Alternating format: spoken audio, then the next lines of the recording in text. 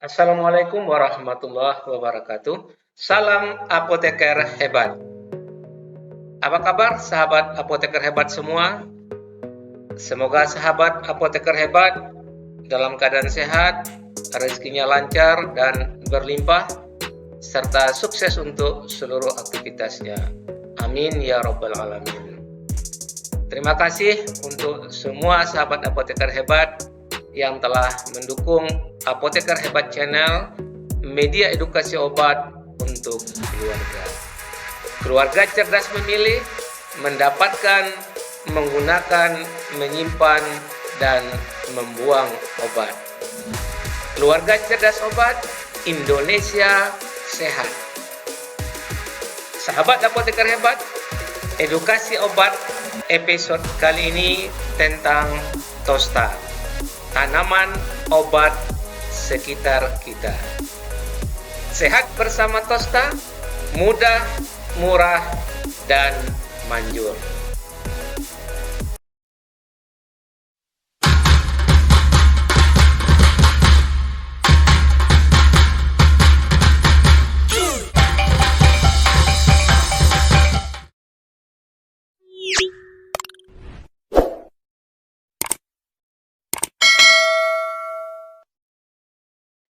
Apa itu tosta? Tosta adalah tanaman obat sekitar kita.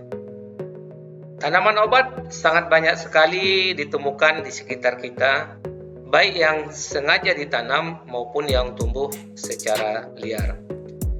Tanaman obat ini secara turun-temurun sudah digunakan masyarakat dalam membantu mengatasi berbagai masalah kesehatan.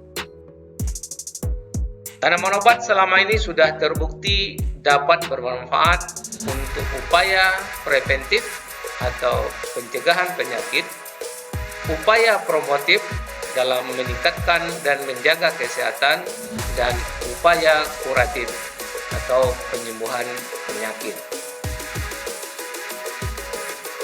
Tanaman obat terbukti sangat bermanfaat dalam memenuhi kebutuhan hidup manusia. Tanaman obat sangat populer digunakan sebagai bahan baku obat tradisional dan jamu, serta produk turunan lainnya. Tanaman obat sendiri memiliki ribuan jenis spesies. Indonesia diperkirakan memiliki 30.000 jenis tumbuhan obat dari total sekitar 40.000 jenis tumbuhan obat yang telah dikenal di dunia. Jumlah tersebut mewakili 90% dari tanaman obat yang terdapat di wilayah Asia. Dari jumlah tersebut, 25% diantaranya atau sekitar 7.500 jenis sudah diketahui memiliki khasiat herbal atau tanaman obat. Namun baru 1.200 jenis tanaman yang sudah dimanfaatkan untuk bahan baku obat-obatan herbal atau jamu. Sahabat apoteker hebat, apa itu obat tradisional? Obat tradisional adalah suatu bahan ataupun ramuan bahan yang berasal dari tumbuh-tumbuhan, bahan hewan, bahan mineral seperti air dan garam, atau campuran dari bahan-bahan tersebut. Bahan tersebut telah diproses terlebih dahulu secara tradisional dan telah digunakan untuk suatu pengobatan berdasarkan pengalaman. Selanjutnya, apa itu pengobatan tradisional? Pengobatan tradisional adalah suatu upaya pengobatan atau perawatan cara lain di luar ilmu kedokteran atau ilmu keperawatan. Secara umum, pengobatan tradisional dilakukan melalui dua cara. Cara pertama, penyembuhan tradisional yang terdiri dari pijatan, kompres, akupuntur, dan sebagainya. Cara kedua, obat tradisional yaitu dengan menggunakan bahan-bahan yang telah tersedia dari alam seperti halnya tanaman, hewan, sumber mineral atau garam-garam, serta mata air yang keluar dari tanah. Bagaimana keamanan dan khasiat obat tradisional? Keamanan dan khasiat obat tradisional dibuktikan melalui yang pertama, data empiris, yaitu penggunaan turun-temurun oleh masyarakat. Yang kedua, data ilmiah berdasarkan data uji in vitro atau laboratorium, uji in vivo, uji melalui hewan coba atau uji praklinik, dan uji klinik, uji ke manusia. Lalu apa saja kelompok obat tradisional? Obat tradisional berdasarkan pembuktiannya dikelompokkan menjadi: pertama, jamu. Keamanan dan khasiatnya dibuktikan berdasarkan data empiris. Yang kedua, obat herbal terstandar. Keamanan dan khasiatnya dibuktikan secara ilmiah melalui uji praklinis atau uji in vivo, dan bahan bakunya sudah distandarisasi. Yang ketiga, fitofarmaka. Keamanan dan khasiatnya dibuktikan secara ilmiah melalui uji praklinik dan uji klinik, serta bahan baku dan produk jadinya distandarisasi. Sahabat apoteker hebat, apa khasiat obat tradisional? Yang pertama, jamu dan obat herbal terstandar berkhasiat untuk pemeliharaan kesehatan secara tradisional dan atau pengobatan tradisional untuk gangguan kesehatan skala terbatas. Yang kedua, fitofarmaka. Untuk pengobatan terbukti secara ilmiah. Selanjutnya, untuk sampai ke klaim khasiat dapat mengobati tergantung kepada hasil uji. Sahabat apoteker hebat, kita sering mendengar istilah symplesia. Apa itu symplesia? Symplesia adalah bahan alami yang digunakan untuk obat dan belum mengalami perubahan proses apapun, dan umumnya berbentuk bahan yang telah dikeringkan. Berdasarkan hasil bahan bakunya, golongan symplesia terdiri dari symplesia nabati, symplesia hewani, dan symplesia mineral. Sahabat apoteker hebat, kenapa tosta mudah, murah, dan manjur? Tosta mudah karena banyak tumbuh di sekitar kita, baik yang sengaja ditanam maupun yang tumbuh secara liar, dan cara pengolahannya sederhana sekali. Tosta murah karena untuk mendapatkan dan mengolahnya relatif tidak membutuhkan biaya. Tosta manjur karena secara data empiris terbukti berkhasiat secara turun-temurun oleh masyarakat dalam memelihara kesehatan dan mengatasi gangguan kesehatan. Sahabat apoteker hebat, lalu bagaimana cara aman mengolah tosta?